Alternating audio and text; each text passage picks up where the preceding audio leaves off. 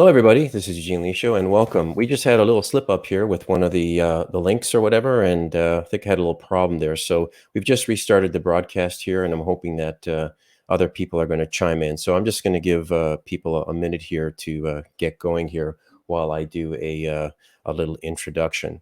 My guest today is David Camm. He was wrongly convicted of murdering his wife and two children back in September 28 in 2000. And I think we have a very special opportunity here because normally you'll hear about his case through other people. And today, though, we're going to hear it right from him, asking him some questions about the forensic evidence, about the justice system, and some of the things from his perspective. So I'm going to bring him in here and just welcome him. Hey, Dave, how you doing? Hey, Eugene, how are you, sir? Hey, not too bad. Yeah, sorry for that little slip up there at the beginning, but I hopefully people will eventually get in here. So first thing that I wanted to ask you was really about your background and your past, and also about your initial interest in law enforcement. And just if you think back to that time, what was it in your family? What was it that made you get into law enforcement? Yeah, law enforcement is and has been an element of my family life, going back several generations. My uncle, Nelson Lockhart, at the time that I joined Indiana State Police in 1989, was lieutenant with what was then Jefferson County Police over in Louisville, Kentucky. He was one of the people that I looked up to greatly and still do. And my brother-in-law at the time was also a police officer. He had started off with the Tampa PD and then transferred to J-Town, Jeffersontown, Kentucky, where he was a police officer, a narcotics officer. So they were both influence in my life. But as you and I talked earlier, I grew up watching shows like Rookies and Emergency, and as I told you earlier, Ultraman. Ultraman. I like shows with the hero. Mm-hmm. And it was always a big part of who I was in my heart, to try to help people and to be there for them in time of need. And I felt like law enforcement would give me an opportunity to put myself in positions where I could do things like that. And would you say the time there was fairly enjoyable? I mean, it went well for you overall? Yeah, I had 10 and a half years I was with ISP. I chose to leave. No one will tell you that I wasn't a good police officer.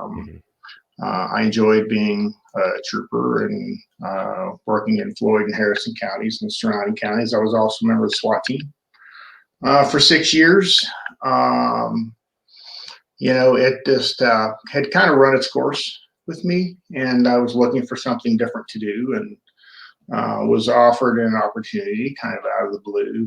And I was, 35, 36 years old at the time, and Right. good point in my life to make a change. So chose to take a partial retirement and get a monthly pension check from ISP. It's not much, but and went to work for the family business. All right, excellent. Well, I know that a lot of the people that will eventually, or that are watching, or eventually going to watch, they probably know your story. They've probably heard about it. I mean, there's stuff on YouTube. It's everywhere you can find some things about your story. So I don't want to get into sort of all the details of what happened, the occurrence, but I actually want to start from just after, you discover what happens in your garage, and you've called the state police. You're like, hey guys, get over here now. We need, you need help, and that sort of thing. Yeah. And then that's where everything just, well, maybe not immediately, but it only took a few days and things changed pretty quickly for you. So let me ask you this. At first, when they were doing the investigation, I've seen some videos of you, but your approach was like, I'm going to do whatever I need to do to help you guys, right? Yeah, absolutely. Was more than willing to give them whatever they needed to participate in the investigation in whatever way that they might need me to participate. The main thing was I told them from the very beginning, the lead officer, I just said, Sean, just do it right. And that's Sean Clemens, who was the lead investigator in the case, and a kid that I've known since he was very small. And I helped him get on the department, and then he turned out to not be such a great person. But it is what it is. But like I said, the main thing was I just told him, just do it right. I said that over and over and over again. And it's kind of ironic because that's exactly what did not happen. Yeah, no kidding. I mean, immediately following, like, was it on day one they're sitting down with you, or how soon after are they saying, hey, Dave, we got to talk to you? How quickly did that happen? Well, as far as my realizing that, hey, they're looking at me seriously in this situation, I would say that was probably, this happened, my family was killed on a Thursday evening. I'd say that was probably Saturday or Sunday following, which would be 2.5 days. They had asked me to submit to a suspect kit at the local hospital, which, I was willing to do, but also, obviously there are implications associated with that. But it's okay. It's what you got to do. It's the right thing to do. You have to go along with the program and give those samples. That's how you clear yourself. At least that's what one would think. But just the attitudes and the manner in which I interacted with these individuals who were state police officers and people that I'd known for a long time and had worked with and had been in, precarious situations with before, I could tell, things had changed a little bit. Of course, by that time, they had brought in, actually, Rob Stites was in town and had taken over the investigation on behalf of the state. So their direction, their manner in which they were thinking had changed. But that evening, Thursday evening, yes, I went in to be questioned, and that's the norm. You want to get as fresh a recollection as you can. So I went to the state police post that Thursday evening, Friday morning, and gave a statement. And that would be the first of two prior to their charging me with the murder of my family. When was the first time that you're thinking to yourself, wait a second, something's wrong here? Like they're coming after, like, when was that? When did it first click to you that something was going on? Well, I would say it was Sunday. Again, this happened on Thursday evening. It's been Thursday, Friday, Saturday, 2.5 days basically later. I go in for an interview. Actually, I would not consider that second interaction as an interview. It was an interrogation, and interrogation is different from an interview. The Thursday evening thing I would call an interview. Sunday was, in fact, an interrogation. And it was very obvious again to me as we were going through the questions and my giving my answers and their responding and so on, and how they would then counter my response, et cetera, et cetera. I know how to ask questions as a police officer, try to lead someone down a path to get an answer that I want to get, or that I suspect may be the correct answer. And that's what I saw and felt happening until it ultimately at the end of that time period came out. It was them just making the accusation. Right. So initially, I can understand. Okay, we gotta talk to the spouse, right? That's a natural thing. They're like, okay, we got to talk to the spouse, but no big deal. But what would you say was the single or the strongest piece of information or data on their side that prompted them to start to go after you? Do you think it was the bloodstain stuff? Was it like, what was it that really drove it home for them? Well, I would say secondarily to the fact that, again, in these type of situations, there are certain presumptions that are made. And I think it's okay to make those presumptions, but you can't let those presumptions, because they are based upon some fact, statistically.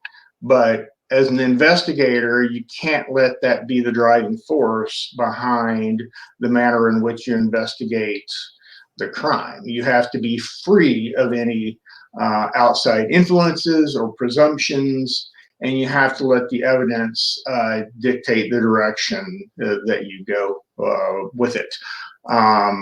So, you do have those initial thoughts. We know that for a fact because one of the more senior experienced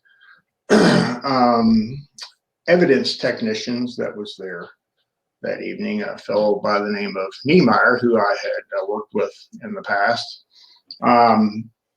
He's told us under oath, once he arrived, he walked up to the garage and kind of took an overview of what he could see from that vantage point and said within 5 minutes of his arrival that I had committed these crimes. So he hadn't been in the garage. No evidence had been collected. There had been no DNA, nothing, no even questioning of me about alibi. Mm-hmm.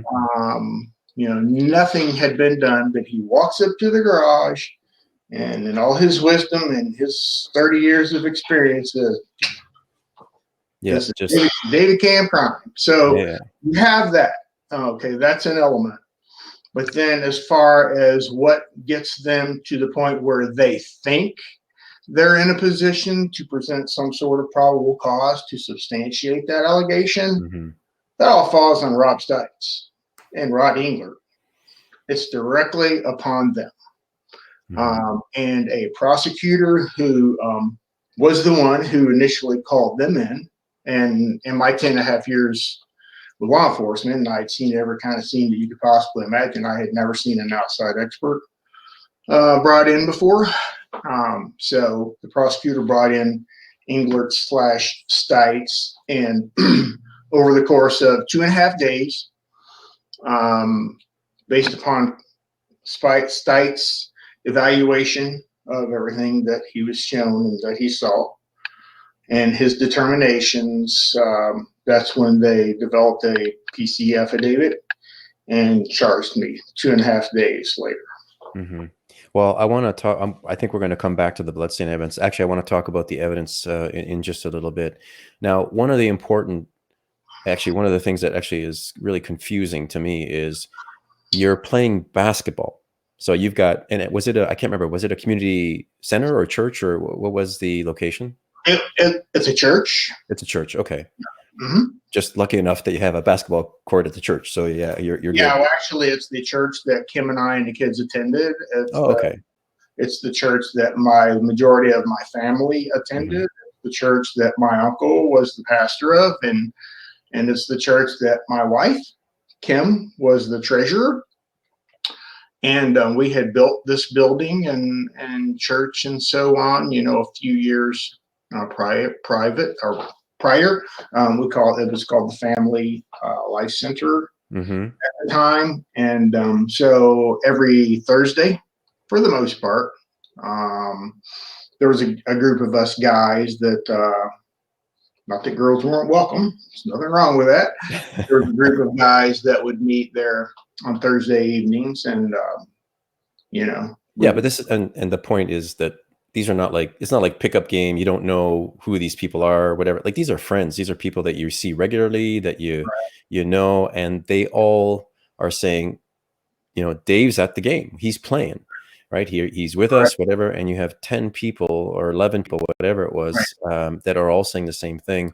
And interestingly, the prosecution is trying to convince 10 people that they're wrong, that somehow you either weren't there or somehow you disappeared for a period of time and then came back, when all of them are like, no, there's even, I can't remember the gentleman's name who was on the sidelines, but he says, yeah, I spoke to David when he was Tom spat out Jolly. the second. Tom Jolly Tom was an elder at our church, very respected man, not only in our church, but in our community, a man of high integrity and morality. And I set out one game to allow another player to go in. So we're talking 20 or 25 minutes. And during the entirety of that time, I got a sports drink out of a vending machine. I sat on the floor at the end of the court where everyone could see me. And Tom stood right there, and we had a discussion about kids and work and life in general, and so on, until the point where the game that was going on at that point in time was nearing its end. And I got up and started walking, I don't know, 3 or 4 laps around the basketball court to just get loosened up a little bit. So, like I said, that's the only time that I sat out when no one else was sitting out. Mm-hmm. Tom was there with me.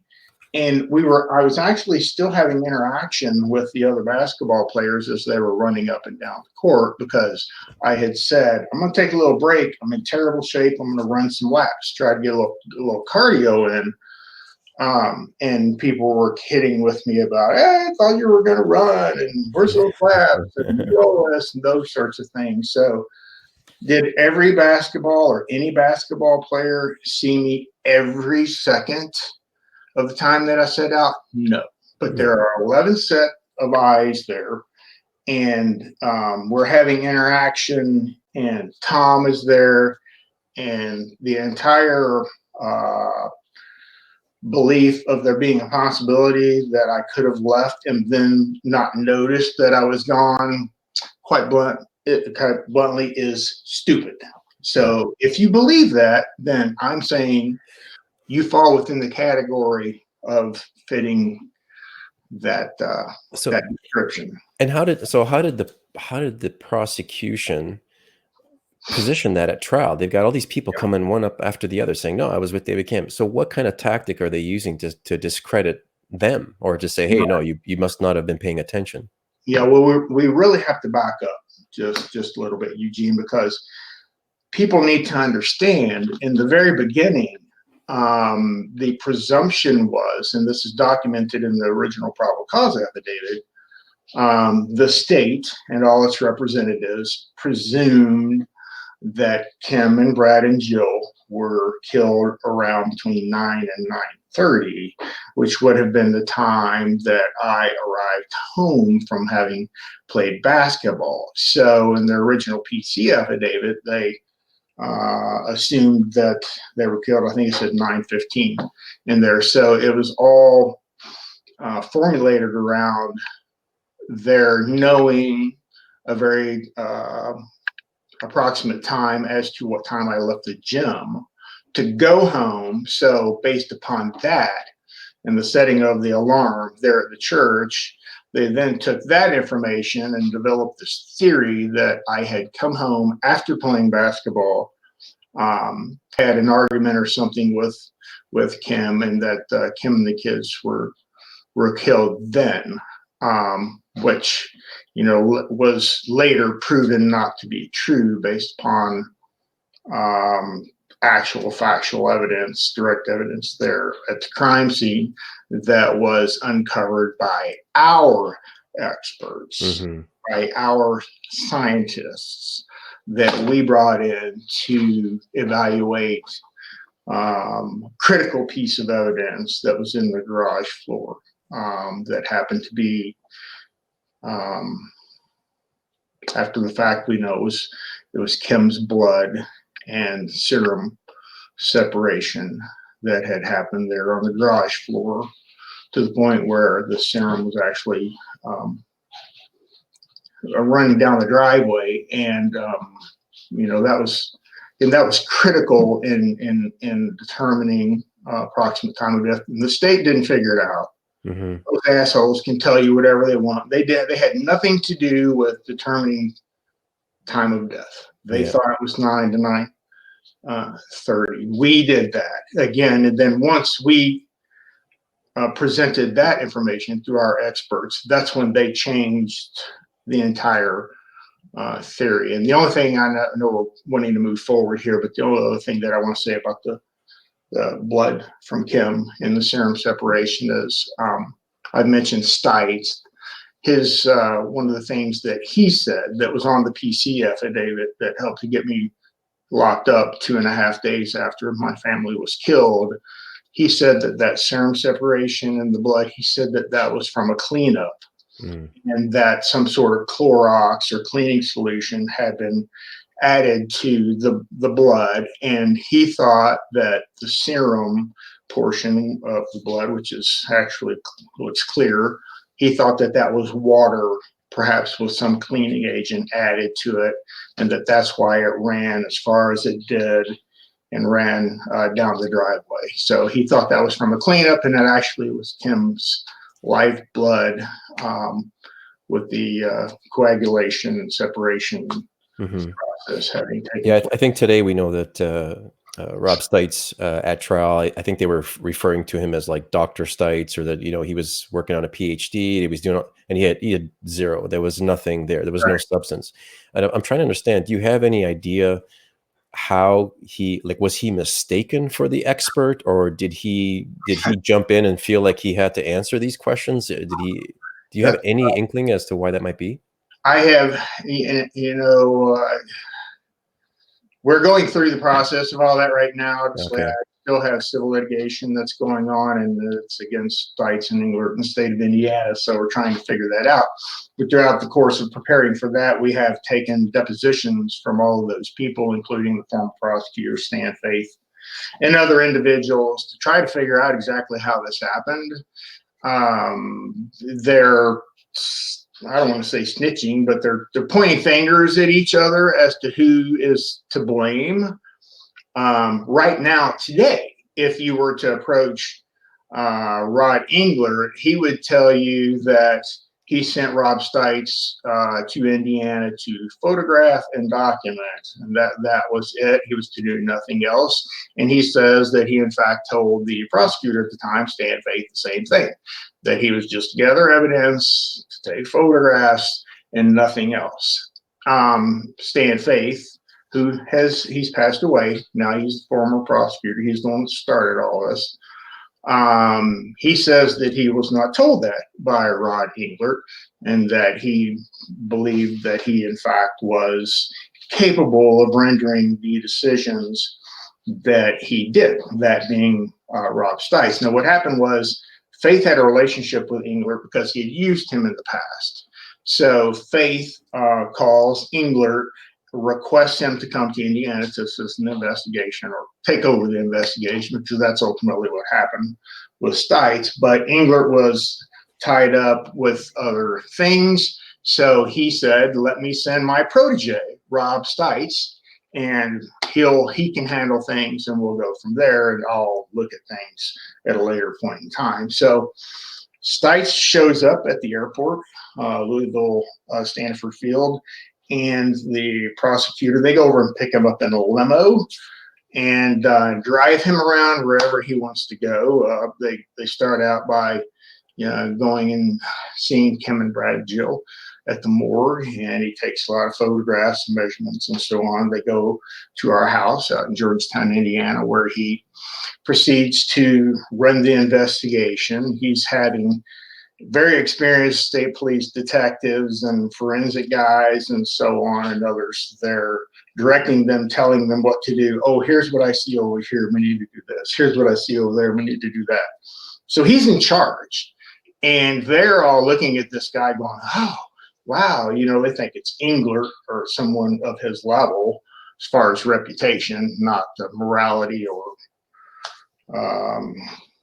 anything that would be considered a good type of reputation. But anyway, they think that this is the guy, and they just follow him around, and he is telling them what to collect. Again, he's swabbing things, he's using phenolphthalein.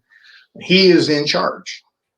And some of the things, the determinations that he made, that again wound up on PC affidavit and ultimately caused me to be arrested. They were all wrong. It was all wrong, and we can go through some of those things if you want, because it's absurd if people are unfamiliar with the case, and they get a complete picture of the things that he was saying and so on. What reality was, I mean, you'd just be dumbfounded. You just shake your head. Yeah, yeah, I know there's a few things about something about it. There was like an outline or a void of you on the garage door, on the inside of the garage door. And actually it was just, there was some motor oil there. You're a car guy. You like cars, and right? That's one thing. And yeah, there were a number of things, but the main thing is probably the T-shirt, right? That was the big issue. And just so you know, last week there was a conference. It's the International Association of Bloodstain Pattern Analysts, and I can tell you that your case comes up regularly. And in fact, I think there's probably a lot more emphasis on the science of bloodstain on fabrics directly because of your case, and so that's a good thing. And I mean, I can only imagine what you think of bloodstain pattern analysts and the science of it, but I can tell you that there are good people working in that area and working hard to make it more scientific. But for those that don't know, it's really these, there's a few stains down on the lower left side of the T-shirt that David was wearing. And the whole issue here was whether or not this was backspatter or whether it was transfer. And I think the issue here was somebody had to make a call initially on these bloodstains, and I think that's where things went wrong, right? Yes, and I would say that the direction in which Stites chose to go in calling those HVIS was led by the fact that when the prosecutor and police officers, when he was handed my T-shirt to do an evaluation of it, he was told this is the suspect's shirt. So there you go. He already knows that, there is a suspect, that this is the suspect's shirt. And with all that was going on with the development of the PC affidavit and getting the warrants and so on, there's no way this guy didn't know that something was happening behind the scenes. And then they hand him a shirt that they're saying is the suspect's. And, I have to think that he knew imminent threat was, or arrest was imminent. And, he, at that point, I feel like he was just looking for something to put within a box that he could say, this will support the conclusion that you've already made and will assist you in getting to where you want to be as far as proving your case. Yeah. That being the case against me. On the bloodstain evidence, especially at trial, I mean, you had experts on both sides, and they're both trying to say, that these bloodstains are high velocity, or these bloodstains are from transfer. I mean, was there a strong case both ways, or did it go one way or the other? I mean, how do you feel that went at trial? Well, I think, through all three of the trials, ultimately the first two trials, I think, those guilty verdicts were reached not so much based upon the physical evidence, but the inadmissible evidence that was allowed in and would ultimately cause the cases to be reversed. I think in those two cases, the prosecutor did a good job of using what we call 404B here in the state of Indiana. That may be a national thing, I don't know. But anyway, it was basically character assassination. It's like, let's make this jury hate this guy. And then they give the bloodstain pattern analysis as, something that they could, as a foundation for their having reached that conclusion. So, yeah. There was other bloodstain evidence in the sweater, and that's a huge piece of evidence. So, this is around 2000. Well, the sweater was found immediately, right? Like, there was no secret. There's a sweater there, and they're talking to you first, about your gray sweater, right? And you're like, I didn't have a gray sweater. I don't know what the heck you're talking about, right? And interestingly, what I heard was that they even had a witness who said, yeah, I think I saw David Camm arrive home with a gray sweater, and you never had a gray sweater on. So it goes again to show you how well eyewitness testimony, or how strong that is. Okay. The big thing with it, there's a few issues surrounding this sweater. And first off, there's somebody there who shouldn't be there. Right. And you have this thing and it's tested for DNA. Have you come, or is there any clarity on where the confusion was with respect to the state says, hey, we run this thing and we didn't get a hit, and then afterwards it's the defense that comes back, and I think this was was it around the 2005 trial, where that you force them to do it, and then all of a sudden it's like there's somebody, they make a hit, it's Charles Bonnet, and Right. he's been in the system since 1997, Correct. right? Yeah, well, the way all that happened was initially, and I know we have a little difference in lingo as far as where you are and where I am. We Mm-hmm. call that a sweatshirt, but it's a sweater, I guess. Up A in, sweatshirt. Yeah, we call it yeah, sweatshirt. okay. Yeah, Just so people understand, but because I'm going to refer to it as a sweatshirt. sure.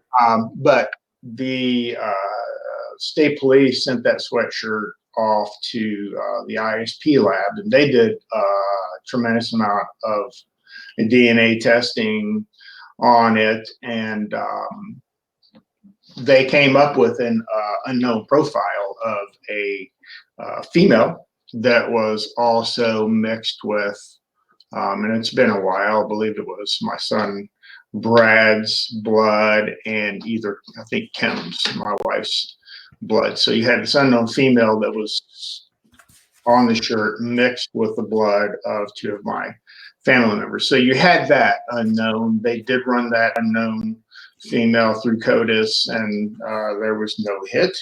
The way that the other profile was identified was my attorney at the time, Mike McDaniel, who also has passed away, unfortunately.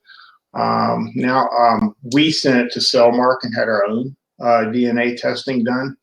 We actually had them check the band around the neck for slough cells for DNA, which why on earth the state police didn't do that, I have no idea, but they didn't. So we had that done, and that's where that unknown profile, the unknown person was discovered, was through the testing that we had done at Cellmark.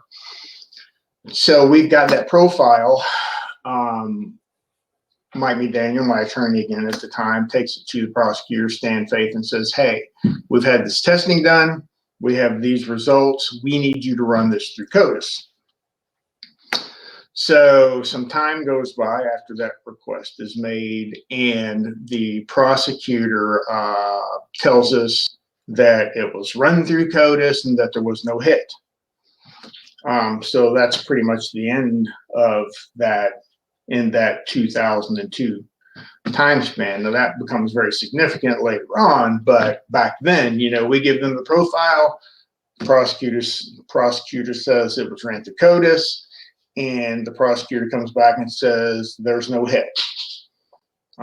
It's around, it's in preparation for the second, in my case, reversed. The first conviction is reversed, and a scathing report written by the Court of Appeals here in Indiana, affirmed by the Supreme Court here in the state of Indiana. Preparing for that second trial, new prosecutor,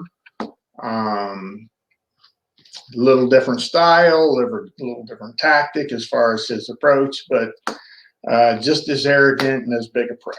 So that's what we're dealing with in this particular case. And my uncle, who was really overseeing my defense and saved my life, he's one of the folks that saved my life. He met with Gary Gilbert, who was a state police detective at the time, and tried to give him a copy of that DNA profile, and he was not willing to accept it. He said he didn't accept things from the defense, but we kept telling him over and over, we've got this profile, it needs to be ran. Well, their story is, according to ISP and prosecutor and those who were investigating preparation for the second trial, is that they were going through boxes and files and so on, and that they ran across a copy of that DNA profile, which is the same one we tried to give them and ask them to run it. Mm-hmm. We always knew you find out who this DNA profile belongs to, who that sweatshirt belongs to, you find the person who killed my family. So they mysteriously find a copy in a box somewhere, and they run it through CODIS, and there's a hit. And it should have been found back in 2001, 2000, in preparation for the trial in 2002.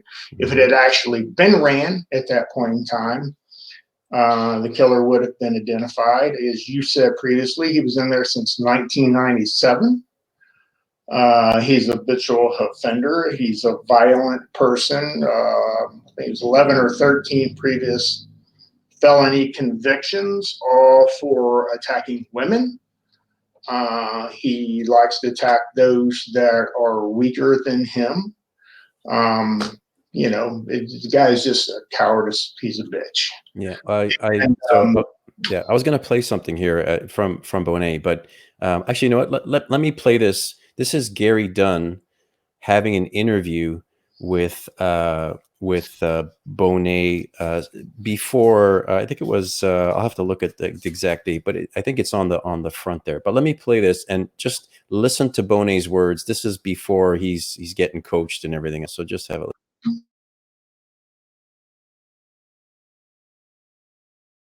There's certainly fingerprints. There's blood found at the scene that's hasn't been identified yet, and that's the reason I ask you, and I ask you again, if any of that belongs to you, then that would put you at the scene. Would you agree? That is correct. If something of mine was there at the scene, that means that I would have been there. Right. And that's why I have no problem speaking with you. That's why I had no problem meeting with you. That's why I've been forthright and honest with the prosecution team. So if you were, and let me ask you this, and the next extension, Charles, would be, if you were at the scene, then you would have been the individual committing that crime then. That would be pretty obvious. Sure.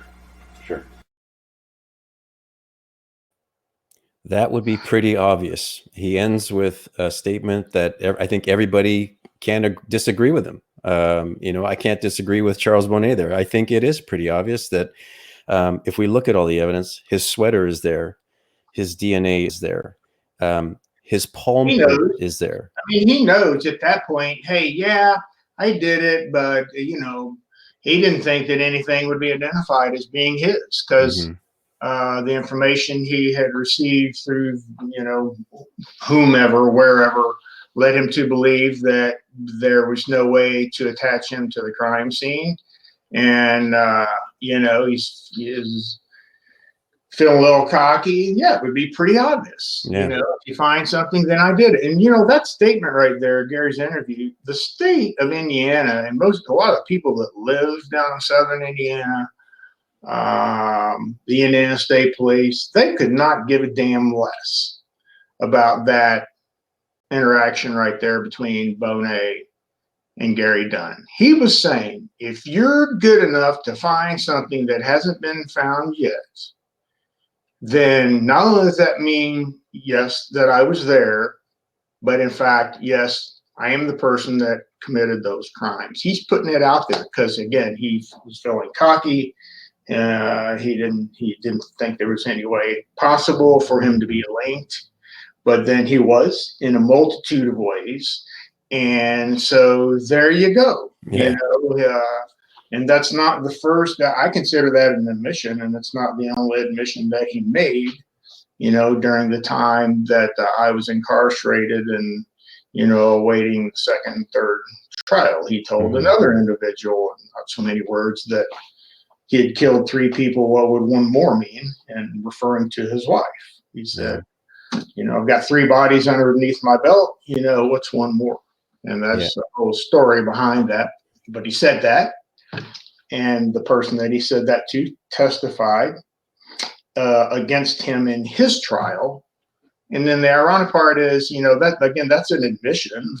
And the state thought it so worthy that they allowed him to testify, the witness to testify to that in the case in New Albany against Charles Bonnet.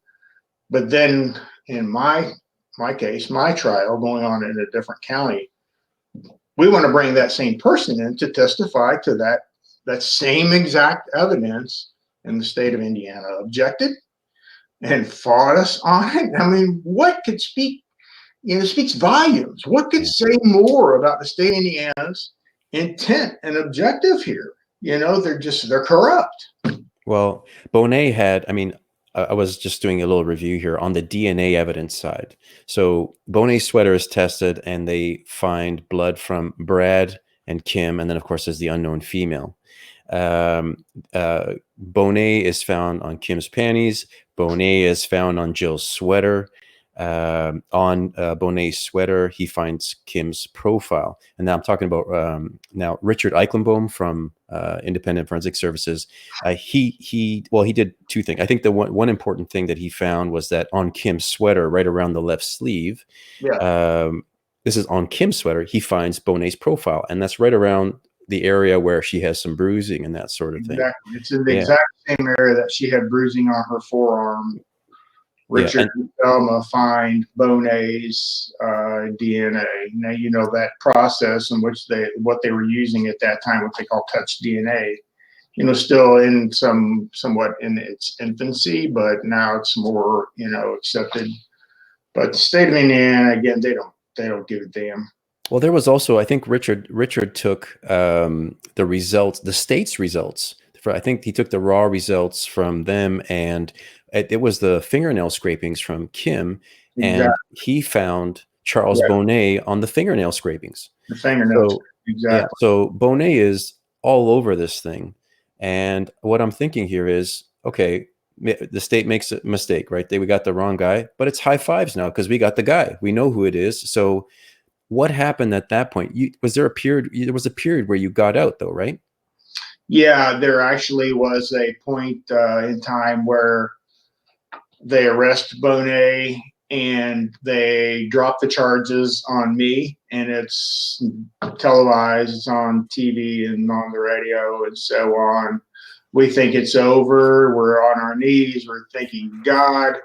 My dad we're hugging. We're all crying, thinking, finally, if it's finally over, I'm going to be exonerated. I will be freed of this, and the actual person that killed Kim and Brad and Joe will be brought to justice. But that whole thing of dismissing the charges and putting it out there and so on, and then coming back and recharging me about 2 or 3 hours later, they had that was all vindictiveness. And on behalf of the Indiana State Police and the prosecutor's office, we had, based upon the first reversal and the opinion written by the Indiana Court of Appeals, it was very scathing and bad for the state of Indiana, and very, very factual, and kind of laid things out. Based upon that and their description of the weakness of the case, I was granted bond, $20,000 cash, which is unheard of in a triple homicide case, state of Indiana. But the facts are, they were what they were. And so the judge granted me bail. And I was out, had ankle bracelet at the time, was working and, of course, following probation requirements and protocol and so on. But, that was fine. But, they weren't happy about that, and I think they felt like this was a way to get back at us for that, and they do the whole charging of Bonnet, dismissing charges against me, and then 2 or 3 hours later showing up at my work, which were family business. My dad was there, and throwing me against the car and putting handcuffs on me again and taking me back to jail, and my bond was revoked at that point in time. So they got what they wanted. They got me put back into jail. And, that's where I spent the next, 8 years or whatever, until the thing was finally concluded. But that was just vindictiveness. I think that, again, speaks volumes to how the justice system, the judicial system in America works. It's all great in design, and when you look at it on paper, but when you add the human element to it and the emotions that are attached to that, it becomes extraordinarily flawed. And I think this is a really great example of how and why that happens. Yeah, when I was looking for a title for our talk, I put failure of forensics, but I had some others in mind because this is so much more. It's a failure of justice. This goes, somebody talked about cognitive bias, right? That there's some bias here and that they latched on and tunnel vision and everything else. But this goes beyond. This goes way beyond bias. I mean, bias is when you're biased and something happens, I would hope that it's something innocent in the sense that it wasn't something that was conscious. It's unconscious. That's the idea. But once you realize what's going on, you either stop being biased or you just become a liar. And there's a lot of things here that happen that were absolutely just unfathomable. And I'm trying to stick to the evidence and everything else. But let me ask you one thing, which because there's so many things on this case that are unbelievable. But you talked about they had like an ankle bracelet on you, so they have the GPS. But I understood that they had tracked Charles Bonnet's car at some point, and I don't know what. Right. Yeah. What do you know about that? During the course of time in which he had become a suspect, prior to him being arrested, they had put a GPS on his personal vehicle, and on that it showed him going to the cemetery where Kim and Brad and Jill were and are currently buried, going to their grave site. Supposedly, the state of Indiana had also put up cameras there at the gravesite to videotape, capture audio, video of whatever. They were thinking actually that, if I'm out on bond, that I would go to the cemetery and to the gravesite, and perhaps they would capture some sort of confession or something, which is really stupid. But well, anyway, I'll move on from that. So anyway, they've got this set up, and Bonnet, in fact, is the one that goes there. And lo and behold, guess what? None of that material is available to us. The video, the audio is not available. I don't recall if it was lost or destroyed or what happened to it, but their plan backfired on them because, they wanted to capture confession from the killer. Well, guess what? They did. But it wasn't the person that they needed to be the bad person because they're more worried about their reputations and protecting their image than they are about doing the right thing. Mm-hmm. So that evidence all disappeared. But we do know that he went there, was at the grave site, and they had this equipment set up, and it didn't work, or it was lost. And I can bet your bottom dollar if I had gone there during that course of time and they had recorded something that they could have used against me in that situation, they would have said, yes, we have this of David Camm, and here's what we think it means. But by golly, that information that we captured about Charles Bonnet, that part didn't work. Yeah, that didn't work out, because they're just lying. They're worthless. They'll say they'll do anything not to have to admit that they were wrong, and to protect themselves and, again, the image that is out there, especially about the state police. And they were just fully vested, to use a gambling term. They were all in, and nothing was going to persuade them to deviate from that path. Yeah, it was interesting. I was just trying to brush up on some research, refresh my memory with videos and that sort of thing. And everything that the state presented was truth, was fact, was evidence. And anything the defense presented was confusion.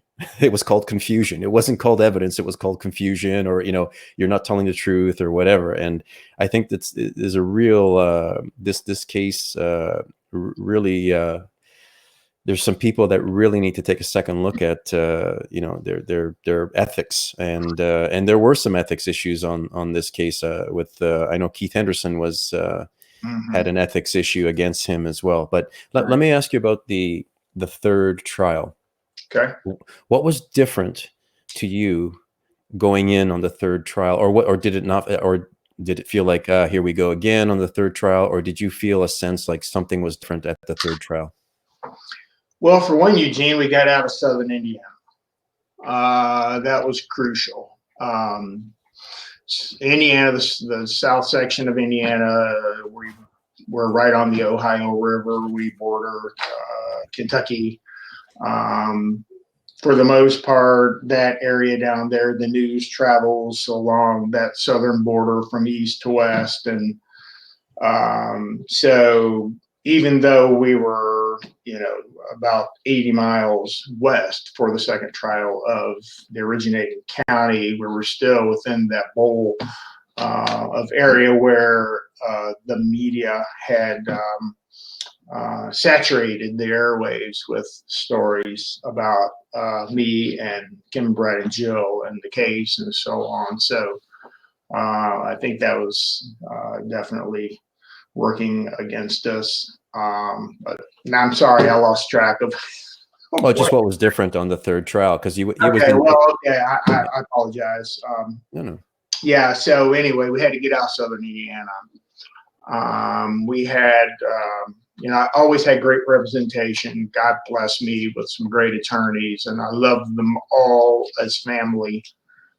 We had the third trial, Stacy Juliana, who was on the second trial, and she wrote all of my appeals and kicked ass with the Court of Appeals, Supreme Court, and for writ mandate, for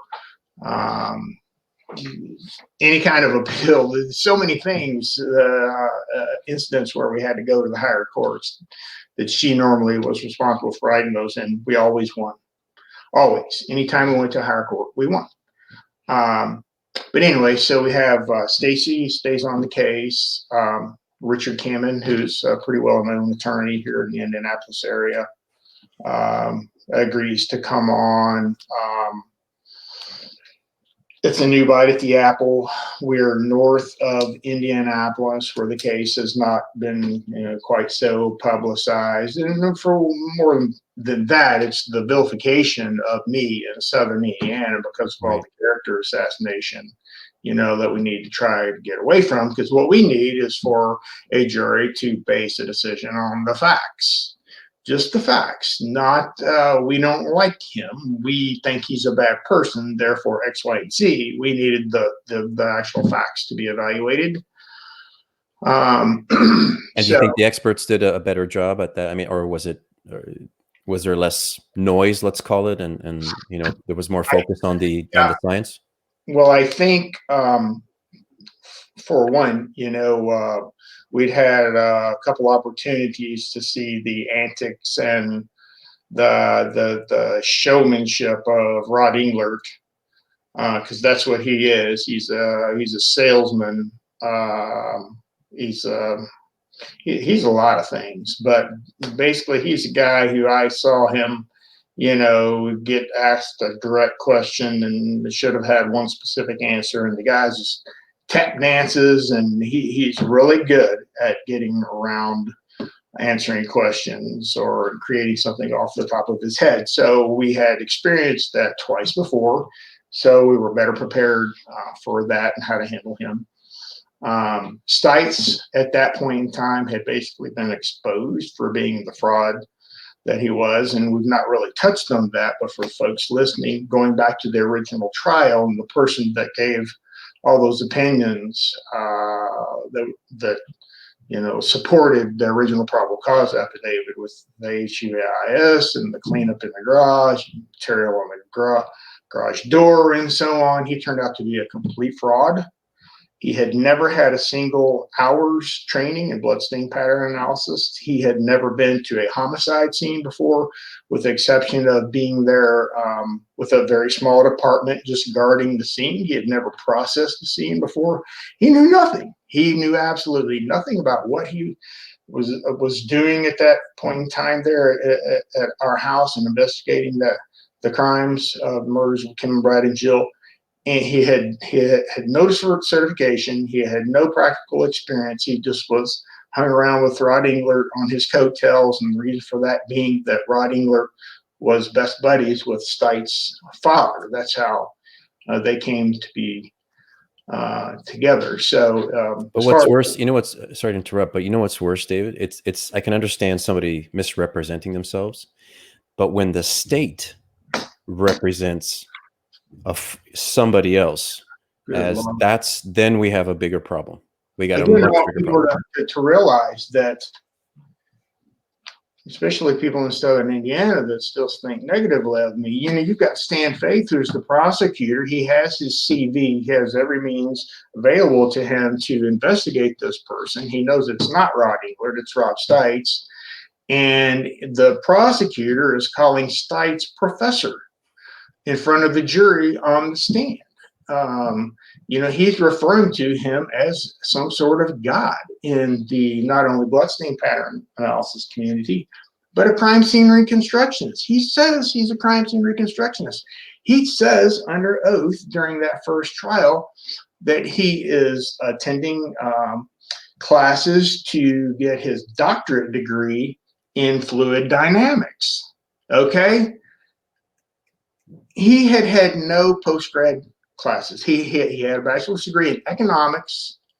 He did not have a master's degree, which is your prerequisite to working on your PhD.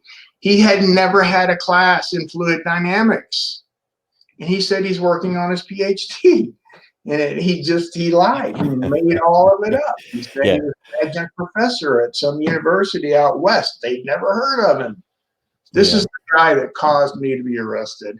And the state of Indiana went along with it. They had to have known. There's no way that they didn't. And they were warned by one of their more senior ISP evidence techs that was at the crime scene those first 3 days. He went to his superiors and said, this guy doesn't know what he's doing. Why is he here? And it went nowhere. So it's not like they didn't know, because they were told by one of their own that he didn't know what he was doing. It didn't matter. At the third trial, you didn't. Bonnet didn't testify previously. Is that correct? Did he only testify at the third trial? That's correct. Okay, so that's something else that maybe, well, probably helped you, I think. Or what do you think? Certainly, because up to that point in the time which the state brought him in, we had been heading this thing in a certain direction, leading to Bonnet, knowing that they were going to bring him in. And I think the jury had a good understanding of who and what Bonnet really was by that time. And when they brought him in, then that just confirmed to the jurors, in my opinion, yes, this is the person that the defense has been telling me that he is, and not so much the state. And this is the person that killed Kevin, Brad, and Jill. And I've met with those people. I've talked with those people that sat on that jury, and they are so comfortable with the decision that they made, and they will all tell you that Charles Bonnet killed my family. Yeah. Well, if yeah, I mean, you can do a search online. He's been interviewed and that sort of thing. And, I normally wouldn't say this about someone, but he gives me the creeps. Like, honestly, he's just, he's just one of those things where I can't watch him. I mean, he stares, he doesn't blink. And you can tell he's lying. I mean, cause he has lied, and it's not because it's not my prediction or whatever, but he has a changing story where he says one thing, then another thing, and then another thing. So there's no way you can trust him. It's a really unfortunate that we couldn't, or the courts couldn't have tried him earlier, because this would have been a much shorter affair for you. Yeah, if they hadn't rushed things in the very beginning, and somehow they would have found out about Bonnet's DNA being on the sweatshirt, if we hadn't had to go to get to the point of us having to do that, if they had found that initially and had not arrested me yet, then it's over. Yeah. And they would have brought Bonnet and questioned him with a different approach.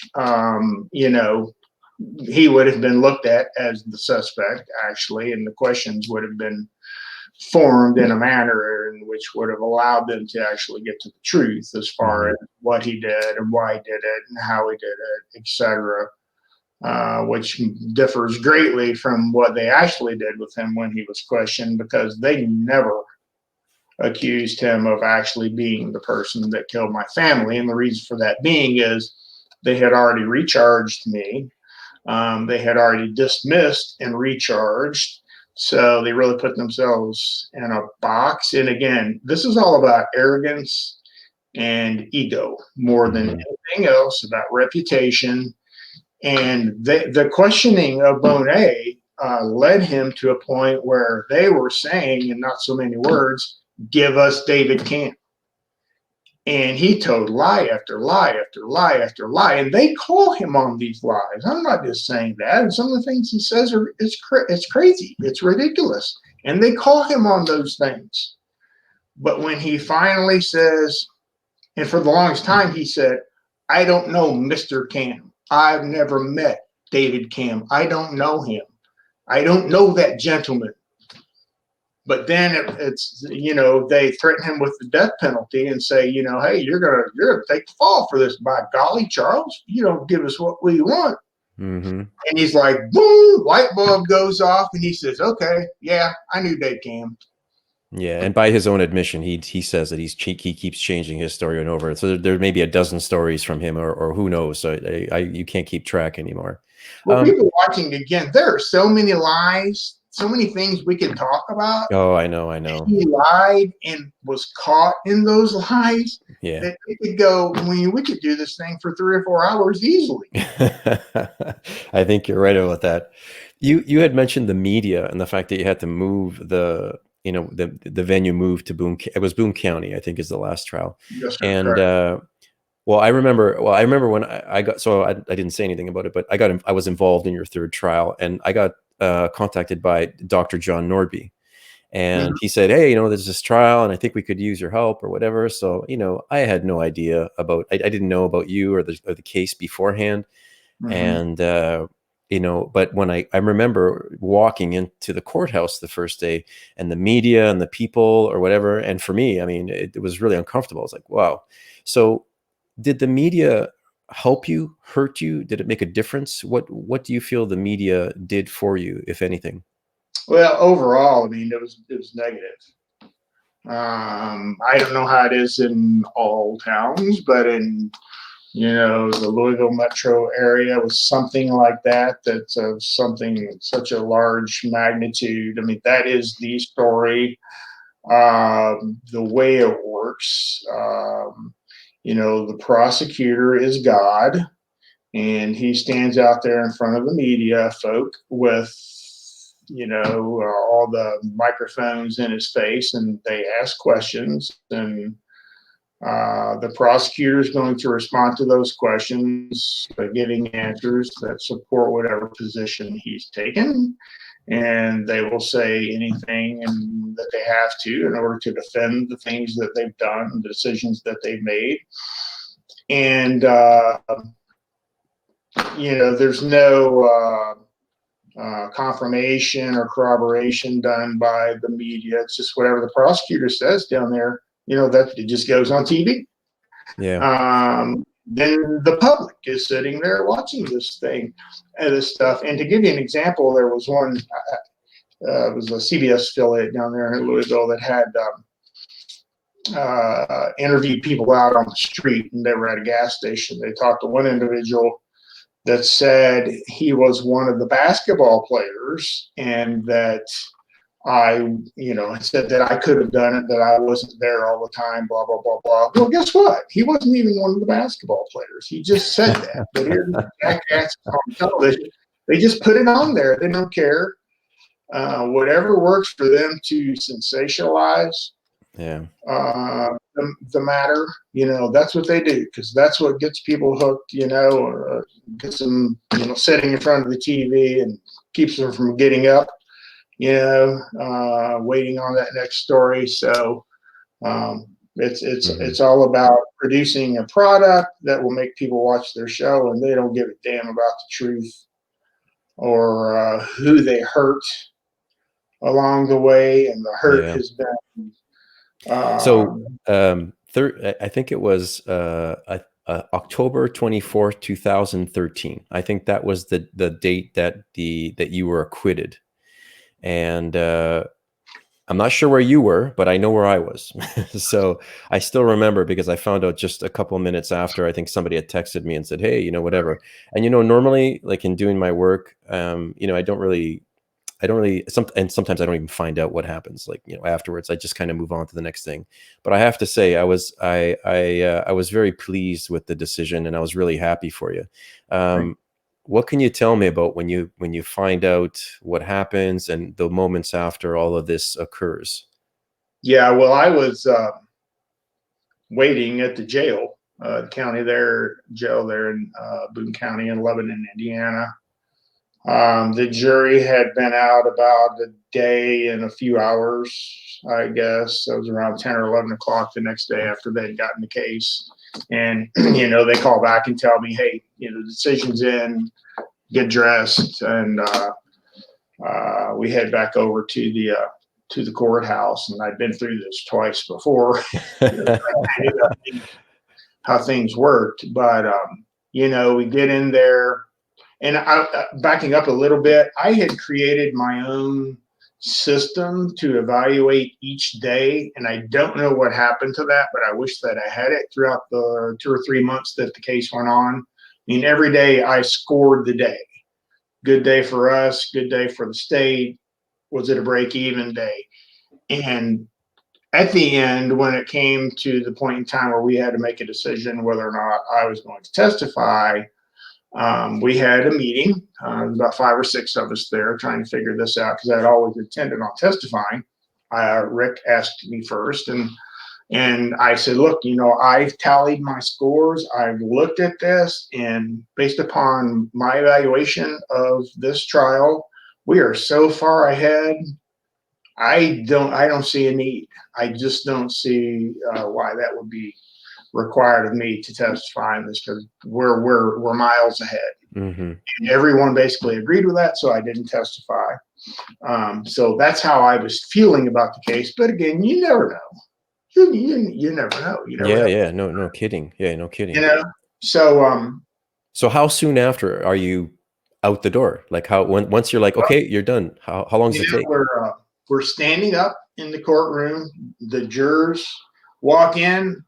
And I see a few of them looking at me and making eye contact. And I'm thinking this could be a positive indicator of how this is going this time. Yeah. And, the 4-person gives the envelope to the bailiff who takes it to the judge. And, the judge is reading those things. And, first count, not guilty. Second count, not guilty. Third count, not guilty. And I admit I was in shock. At some point in time, I just broke down, cried. Oh yeah, no kidding. My lawyer, my attorneys were crying. It was just, it was surreal. And is there like, this may sound silly, but I don't know but is there just like formality paperwork, or once they say, look, you're not guilty, you're free, you can just walk out kind of thing, or some paperwork or some there are some security concerns and so on. Yeah, okay. It was packed in there.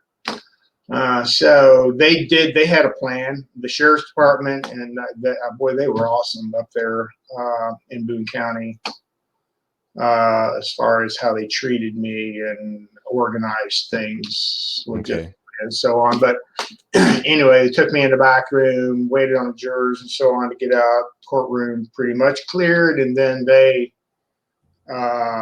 shuffled me out, got me in a sheriff's car, and we caravanned over to the sheriff's office. And they already knew and were getting my belongings together. They were all packed up when we got there. And things are really happening very quickly at this point in time. They had prior to the verdict coming in, arranged with my uncle, a meeting spot. And we get to the jail, we grab my stuff. We throw it in the police car. Next thing I know, there's a caravan of about 4 or 5 vehicles. We're running 100 miles an hour down I-65 with lights on. And we get off at a particular exit, go to the back of a truck stop. My uncle is there waiting for me before I get out of the car.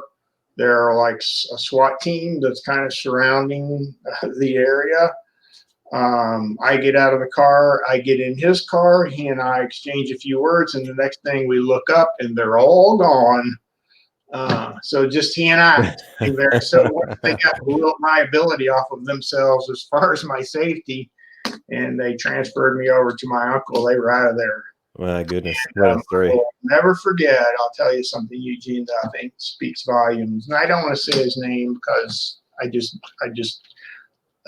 respect the guy too much. But I had someone on the drive down from the sheriff's office to the truck stop where I met my uncle and picked up. And he told me, he said, Dave, I've been in law enforcement for 30 years. And I am so sorry the profession that I loved did this to you. Yeah. And I thought that said a lot.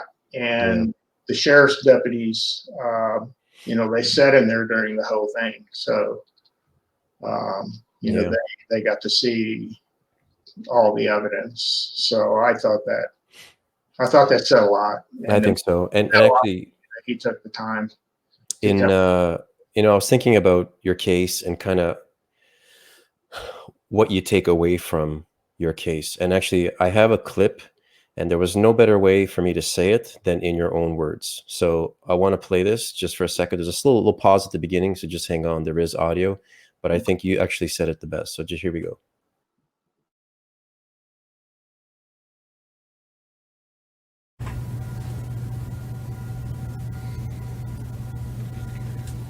I guess I would just say, to sum this thing up, is, I don't know what you all do exactly or who you are or whatever. I know you're in the legal field and so on. I have told students this before, that I've told this story.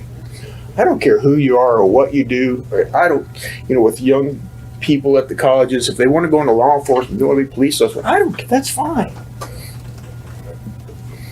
But whatever you do, be fair. Just be fair.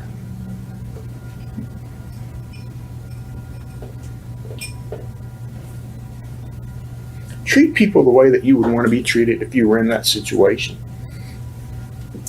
Because you know what? Sometimes you're going to have an innocent person sitting there. It's going to happen. Recognize that. Be diligent in your defense.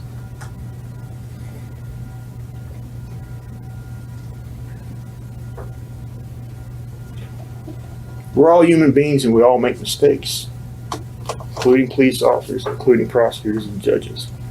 And when you're wrong, if that happens, have the courage to recognize it and do the right thing and make it right. As human beings, we owe that to each other. Thank you.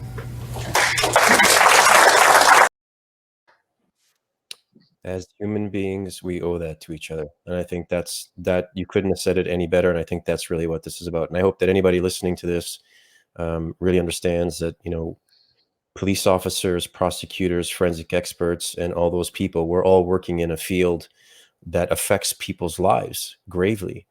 And, we have to be very diligent as to what we do, like you said. And forensic experts are the worst at admitting mistakes, the worst. There was a person I interviewed several weeks back. His name is Dr. Itiel Dror, and he said he works with cognitive bias, and he says he goes to a medical conference, and he says, "Is anybody here ever made a decision that cost life, a human life?" And the doctors all put their hand up. They go, "Yeah, we make mistakes, whatever." Go to a forensics conference and say, "Has anybody here ever made a mistake?" No hands will go up. Not at all, ever. And that really speaks volumes. So. David, I've never been this long with anybody, so I don't want to keep pushing here. And this is your Thanksgiving too, so I apologize to your family for pulling you. Actually, I totally forgot, and I think you might have forgotten too, that today was the day.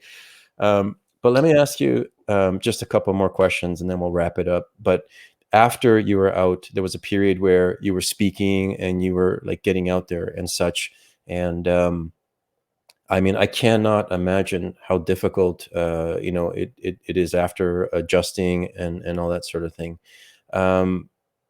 I mean, did that sort of thing help you in speaking and reaching out to people? Yeah, I think it was good to be able to tell my story. As you saw in that clip, I mean, it's very emotional reliving it each and every time. Mm-hmm. But I did feel I had somewhat of an obligation to do that.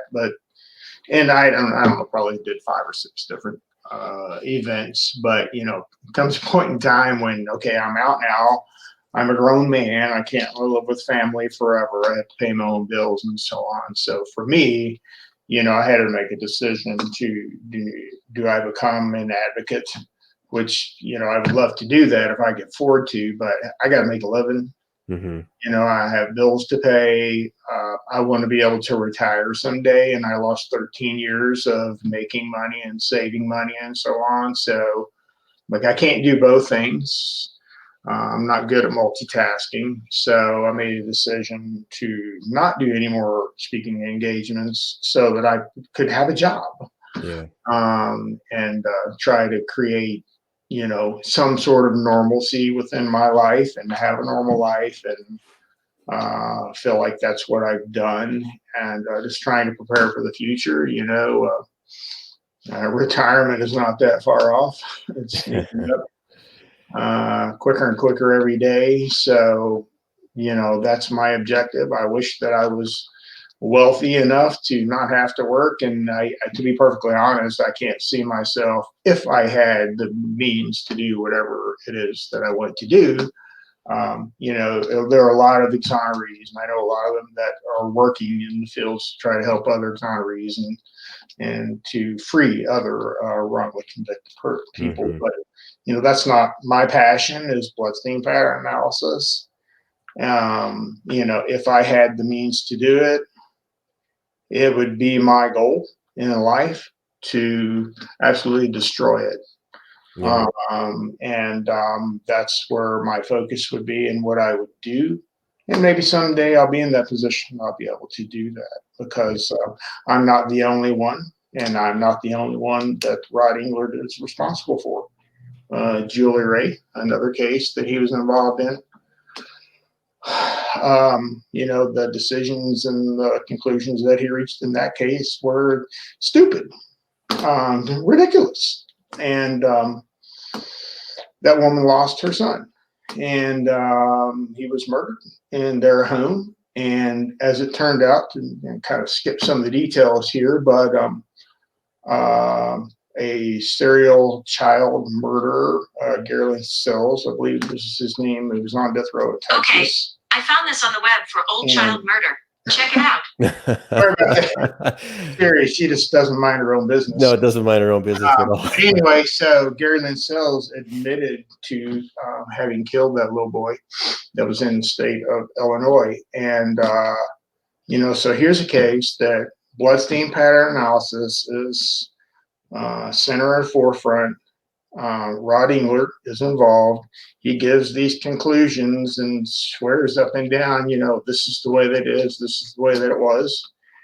And Julie Ray goes to prison and eventually is exonerated. But she didn't get to mourn her child, and she spent years in prison for something that she didn't do because of Rod Englert and bloodstain pattern analysis. And here we got a serial killer that killed her little boy.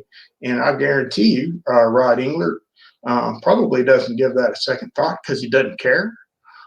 He's all about the money. He made $300,000 or $400,000 just on my case.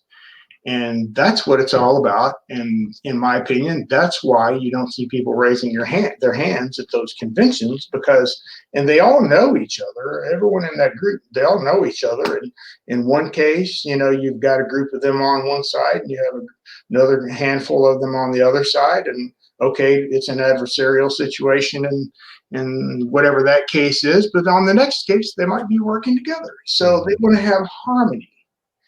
And they all want to keep getting that paycheck.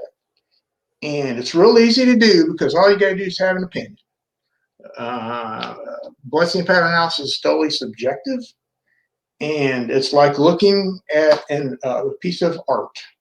and you can see something, Eugene, and I can see something totally different. And you know what? To them, that's okay. Mm-hmm. Because, hey, it's just an opinion. But those opinions can wreck lives, and that shit has no business being in court.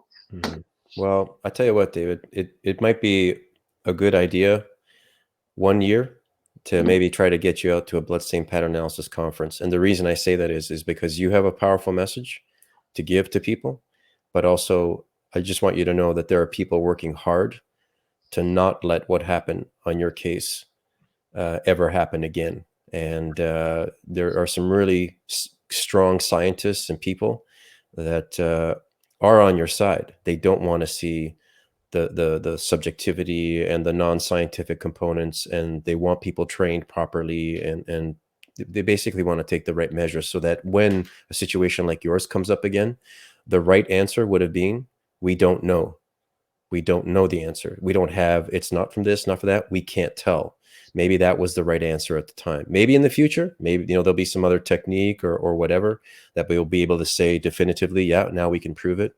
But in your case, the right answer was, we don't have an answer, and that you left it at that. And then everything, I think, would have turned out a little bit better for you. So, yeah. Well, let me say this. Look, I know we're moving on here. I can't thank you enough for coming on here, for giving your message, for sharing your side of the story and everything. Like, honestly, you're an inspiring person to me. I don't know how you did it every day and pushing through and getting out on the other side, in one piece. And I'm sure it takes its toll. I'm sure it has taken a toll. But I know that myself and a lot of people want to wish you absolutely all the best, in the coming years, whatever it is that you want to do. And yeah, if there's anything that ever, we can help you with or whatever, you just let me know. And we're there for you, my friend. I appreciate it. Thank you very much, Eugene. As always, it's a pleasure talking to you. It's good to hear that there's some evaluation going on within that community. But you know what? If they're serious about figuring out what needs to be done, what changes need to be made, then somebody needs to pick up the phone and call me and let me be involved. Well, because otherwise, if I ever get the opportunity, I'm going to be your greatest adversary. So yeah. Okay. One more question for you. Okay. Your favorite muscle car from 1960s? Whew, it's kind of changed here recently. Most of my life, it's been 69 Chevelle Super Sport, 396 big block 4-speed car or automatic. But now I'm still a Chevelle person, but I lean toward the 66. Yeah. Yeah, I love the 66. I love the hoods on both of those cars with the little chrome vents and so on. But I love those. I'm a car guy. I have a couple hot rods. They're my passion. I tell my wife all the time they keep me out of the bars and off drugs from drinking alcohol and so on. They're my passion. Well, that's why you have that. My whole life. Yeah, that's why you have to keep working too. You got to support your hobby. So exactly. I mean, life isn't free. Right on. Hey, Dave, listen, thank you very much. Get back to your Thanksgiving. Thank you to your wife. And and say I'm sorry for dragging you away today, but listen, all the best. And say hi to your family. Say hi to Uncle Sam too. Okay. Wish him all the best. All right. Thank you. All right. Thanks a lot. Take care. All right. Hey, folks. Well, that's it. What a great, inspiring interview there with David. Next week, we're going to have Ragnar Jonsson from Iceland. He's with the police in Reykjavik, and he's going to talk to us about screenwriting, because we're not just going to be talking about forensics, but we're going to be speaking about how he writes for television series and that sort of thing too. So a little bit more fun topic as we get into December. Anyway, thanks folks for attending. I apologize for the little mix-up at the beginning with the link. We just had a technical glitch, but it looks like we made it through. Thanks a lot, and have a good Thanksgiving. Bye-bye.